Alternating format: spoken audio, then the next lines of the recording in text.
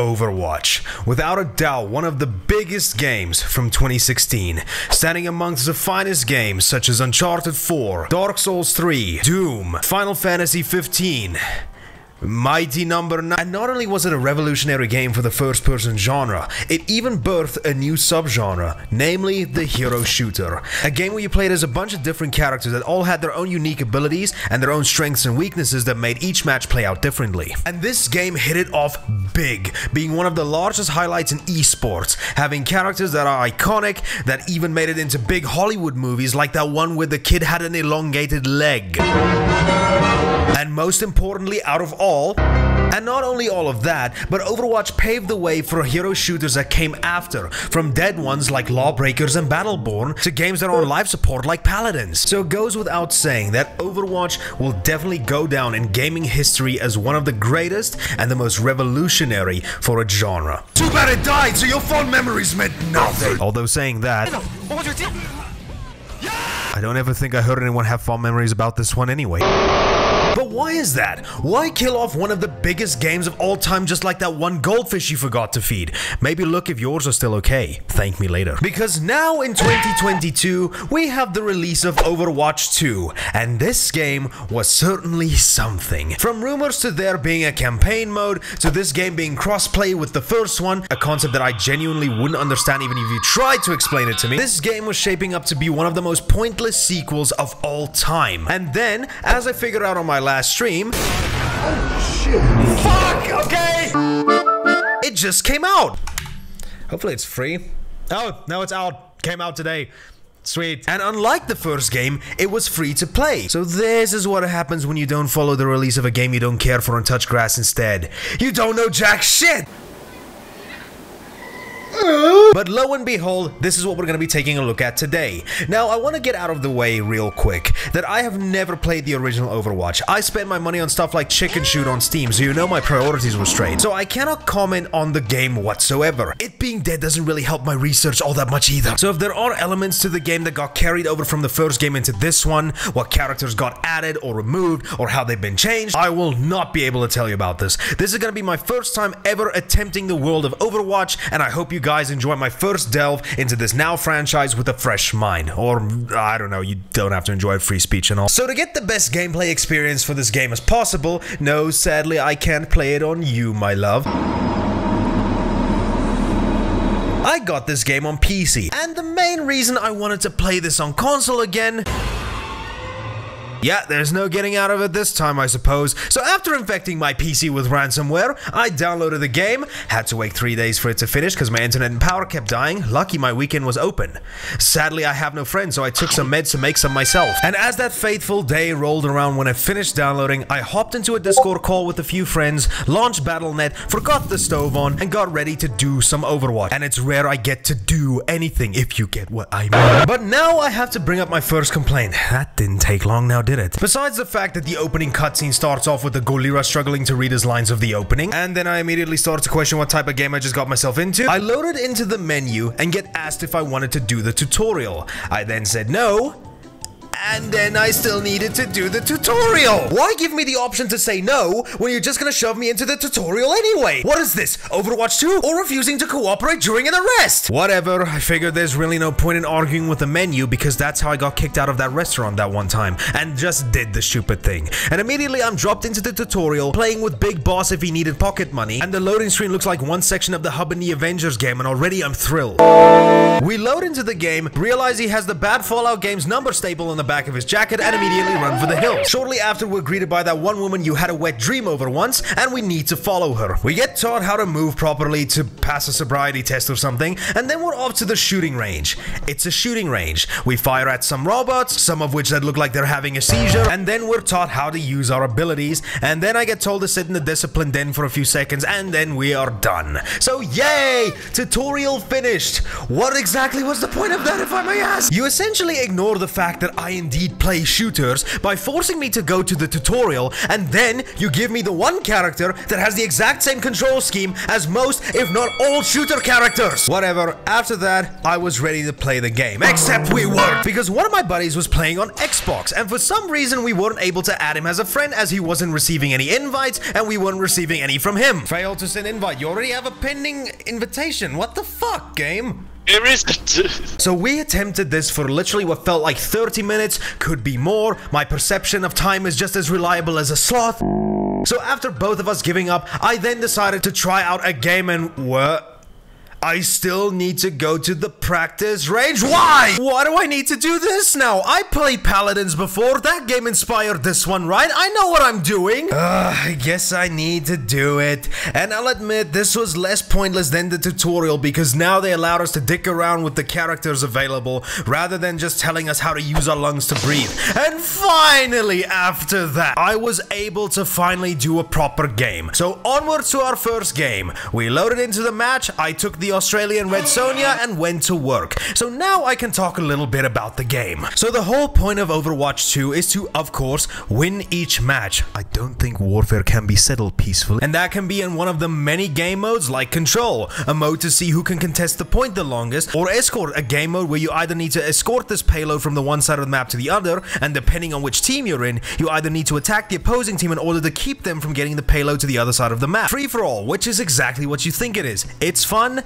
it's fast, I suck at it, so it checks out. Mystery Heroes, which was a fun enough time because every single time you die, you get switched to a completely different hero. This makes for a fun and confusing game mode if they choose to switch you to someone you've never played before. Team Deathmatch, which is the same thing as Free For All, except now I had teammates I could blame. Paraiso, which sounded like it could have been a lot of fun, but sadly finding the game takes longer than finding a good health plan in South Africa, so I just decided to cut my losses and move on. Low Gravity, which are your normal game modes, except now you go boing.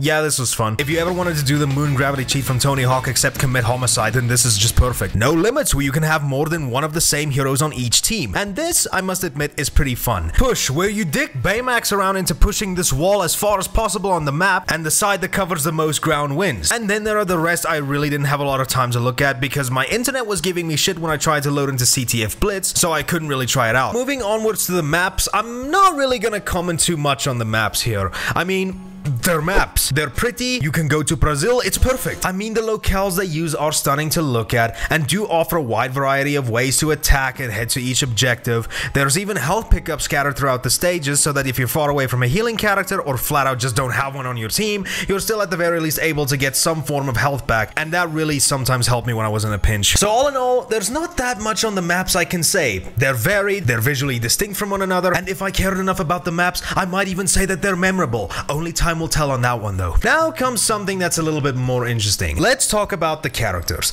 Now in Overwatch 2, there are a total of 34 characters that you're able to choose from. And they're divided into 3 categories. You have a total of 10 tanks, characters that tend to have the highest amount of health. They can deploy shields to help defend the team, but have the least mobility, like Big Chungus over here. 16 damage dealers, which are more mobile and are able to deal a lot of damage, hence their name. And lastly, 8 support characters, which are there to give you your vitamins and maybe an edge in combat. So as you can imagine, every single character has their place in the team. And with a good combination, you can have a team that can cover all bases, but as you soon discover, it's far from necessary. I think that No Limits proves this, as you can easily kick the shit out of the opposing team with only one type of class instead of going all out with building the perfect team. And as for the characters, there's 34 of them. Each character has a distinct design to all of them that makes them stand out and have a personality that is unique to each of them, as well as the abilities that they use. You get characters like Tracer, who is not the most searched character on the hub anymore, but instead is a character that can instantly flash, and not that kind of flash, a few feet ahead of her, and I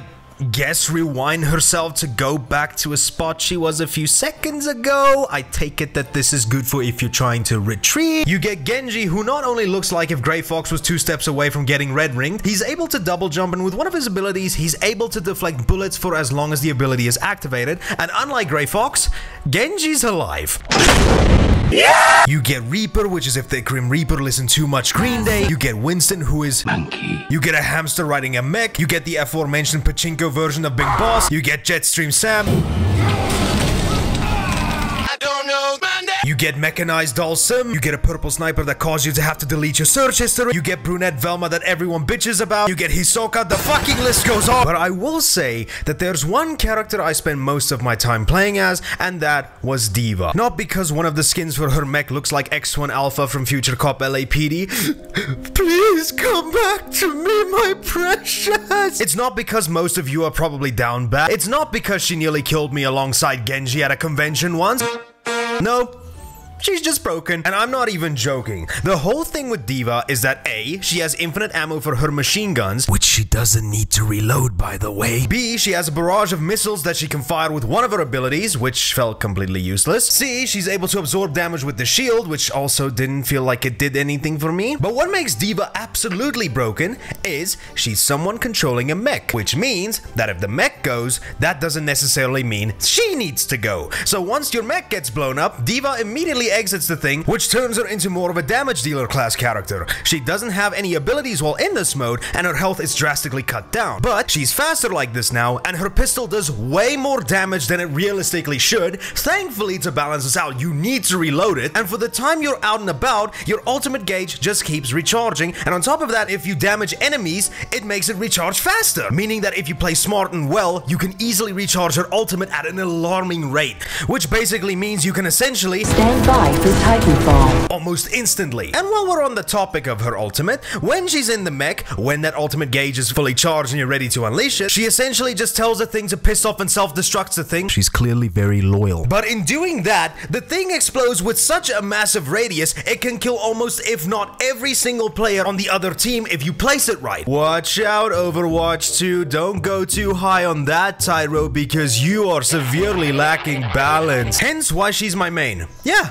I'm not ashamed to admit it. I'm a little bitch, and playing as a Korean woman with a giant bipedal mech makes me feel safe. Also, you may have noticed that I didn't really talk about anyone's ultimate abilities, and the reason for that is quite simple. I never actually got to use anyone else's. But there is a reason for that, and that leads me into a few things I need to mention. Now, for me being a Paladins player first, there's a few things I noticed when switching to Overwatch. Firstly, there was absolutely no furry porn. Secondly, what baffled me was the fact that you're actually able to switch your heroes whenever you were in spawn.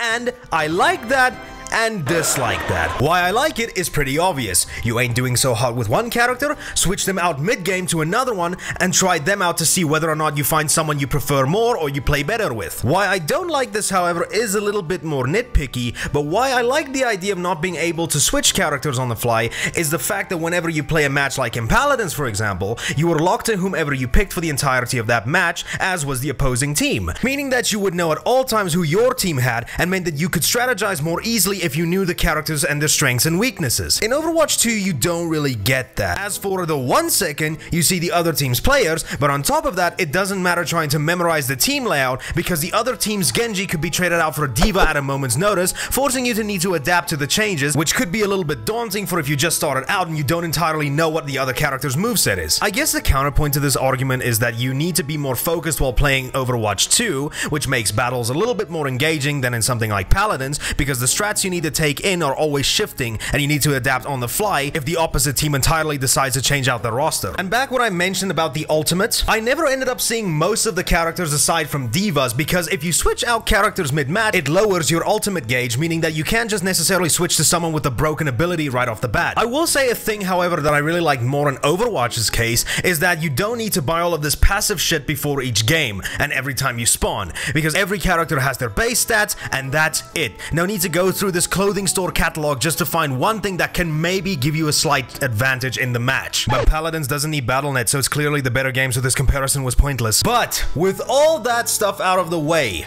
what did I think of my first endeavor into Overwatch? Well, I will say that I think that this game is positively, absolutely, where was I going with it? A lot of fun. Now, I won't necessarily say that it's one of the best things I've ever played or anything, and playing alone isn't really all that good unless you want to sweat so much that you'll drown the Nile, but when you and a bunch of friends are in the heat of battle and you all either goof around or play seriously, this game can be an absolute blast. And even if you don't like socializing, that doesn't detract from the quality that you have here. The amount of different modes, maps, and characters can bring such huge variety. You can literally just play around for hours trying to figure out who works best for you and your playstyle. And what mode you excel playing at the most. So all in all, Overwatch 2 is definitely a quality title, and I would 100% recommend you guys giving it a go. But now we need to address the elephant in the room. That was a nice roof. Many of you may be wondering why the title of this video. Well, despite my positive reception, that doesn't exactly take away that this is just simply one of the most pointless sequels to ever exist. And why is that, you might be asking? Because from all the data I collected from people who loved the original game, there was absolutely nothing more added to this one. Yes, there were changes here and there for the characters, maybe a few maps added or changed, but that's basically it. Overwatch 2 isn't exactly a sequel, it's more like DLC if anything. And the fact that it took them 6 years to actually bring out this DLC is kind of disgusting to me. Whereas something again like Paladins frequently brings out new updates and more content, and that game has the budget of tuna. And after doing a single Google search, it would seem that there are only 3 new characters added to the roster. Now, stages, I could not give a fuck about. Modes, yeah, they're nice, but overall the few new cool modes are basically just the same as the base modes, just with a different stipulation, like the moon gravity, along with the random character mode. But the characters, which are the main focus of this type of shooter, and is where most of the variety from the gameplay will stem from? Are you trying to tell me that for the 6 years since the original game came out, they couldn't think of adding more than just 3 characters for the release of this one? For a shooter like this, it's kind of like a fighting game. The stages may look pretty and all, but they're just mainly the backdrop for the battle that ensues in the foreground. It's the characters that are the primary focus. But I guess I do suppose that Overwatch 2 now being free to play kind of dampens this blow just a little bit. But that's for people like me, so I sure as hell hope that people who had to wait for the free to play expansion, who bought the game way back in 2016, got properly compensated when they decided to come back. Hello, Ani. Now, I may have been a little bit too harsh on saying that people having to wait for 6 years for this game is a bit disgusting, because for all that we know, now that they moved to the free-to-play moniker, for all we know, they might just be releasing more patches, new characters on a much more frequent basis. But that's something only time will tell. But I can still say without a doubt, I think that Overwatch 2 is still worth your time. But I'm still looking at it from this point of view. Why did this need to be called Overwatch 2? For all the changes that are so minute and so minuscule, why didn't they just make this DLC to the original game? Why not just do what games like Fall Guys and PUBG did, where you just made it free to play and then gave people who bought the game originally a reward or some shit, you know? I don't know. But yeah, for me as a first-time player, this game was a good time, and I can also recommend this game to any first-time players who just want to go ahead and give Overwatch 2 a try. It's not going to cost you anything now.